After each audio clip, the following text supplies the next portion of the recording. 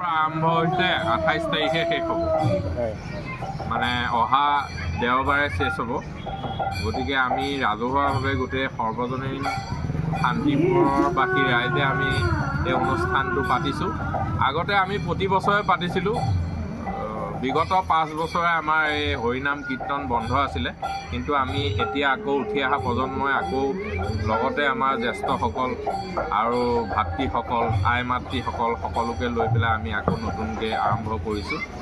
আৰু আমি আশা কৰোঁ এই হৰিনাম কীৰ্তনৰ যোগেদি যাতে গোটেই মানে নগাঁও জিলাখনত আমাৰ শান্তিপুৰৰ লগতে গোটেই নগাঁও জিলাখনত যাতে এটা শান্তিৰ বাতাবৰণ যায়, যাতে আগন্তুক দিনত যাতে মানুহৰ মাজত যিটো অসুখ অশান্তি অপায় অমংগল দূৰ হওক, আমি তাৰে কামনা কৰি আমি 24 প্ৰহৰ এইটো আপোনাৰ মানে নন ষ্টপ, এই যে ষ্টাৰ্ট যে হৈছে 30 তাৰিখলৈকে নন ষ্টপ এই কীৰ্তন চলি থাকিব দিনে ৰাতিয়ে। যেনেকৈ ভাগৱত পাঠ হয় তেনেকৈ এই হৰিনাম কীৰ্তন চলি থাকিব। হৰে কৃষ্ণ হৰে ৰাম। গতিকে এই অনুষ্ঠানটোৰ যোগেদি আমি এইটোৱে শান্তিৰ বাৰ্তা পঠিয়াব বিচাৰিছোঁ ৰাইজলৈ, যাতে সকলোৱে আহি আমাৰ এই অনুষ্ঠানটোত যোগদান কৰক আৰু সহযোগ কৰক আৰু শান্তিৰ বাৰ্তা যাতে গোটেই নগাঁওবাসীলৈ যাতে পঠিয়াব পাৰোঁ। কেইবছৰীয়া পৰম্পৰা আপোনালোকৰ?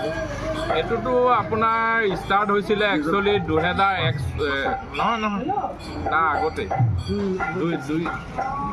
2003 চাইডেতো পিনটো আমৰা একলগে কৰোঁ। গতিকে কথা হৈ গ'ল কি আমাৰ এইটো 2001 চনৰ পৰা আৰম্ভ হৈছিলে। বিগত মানে ইমান বছৰে চলিয়ে আছে, মাজত খালি 5 বছৰ আমাৰ কিছু অসুবিধাৰ কাৰণে আমাৰ বন্ধ আছিল। এতিয়া আকৌ গতানুগতিকভাৱে আমাৰ এই অনুষ্ঠানটো প্ৰতি বছৰে এনেকৈ চলি যাব। কাৰ্যসূচীখিনি আমাৰ ইয়াতে আছে লিফলেটতে। কাৰ্যসূচীখিনি বৰ্ণনা কৰিবলৈ হ'লে সময় লাগিব। আপোনাৰ 14 তাৰিখে আমাৰ প্ৰচেশ্যন হৈ গ'ল, 24 তাৰিখে আৰু 25 তাৰিখে অখণ্ড 5টা ৰাতিপুৱা 5টাৰ পৰা ষ্টাৰ্ট হৈছে অকল হৰিনাম কীৰ্তনে, আৰু ইয়াতে ভোগ হৈ থাকে, আৰতি হৈ থাকে। আৰু একদম 28 তাৰিখে মহোৎসৱ হ'ব। সেইদিনাখন আমি সকলো গোটেই নগাঁও জিলাবাসী ৰাইজক আমি নিমন্ত্ৰণ কৰিছোঁ, ইয়াত আহি যাতে তেওঁলোকে প্ৰসাদ ভাগ যাতে গ্ৰহণ কৰে। মই সেইটোৱে সকলোকে অনুৰোধ কৰিছোঁ। যিটো বছৰ চবলৈ তেতিয়া আমাৰ ভাল লাগিছে, এইটোৱে আমাৰ ভাগ্য।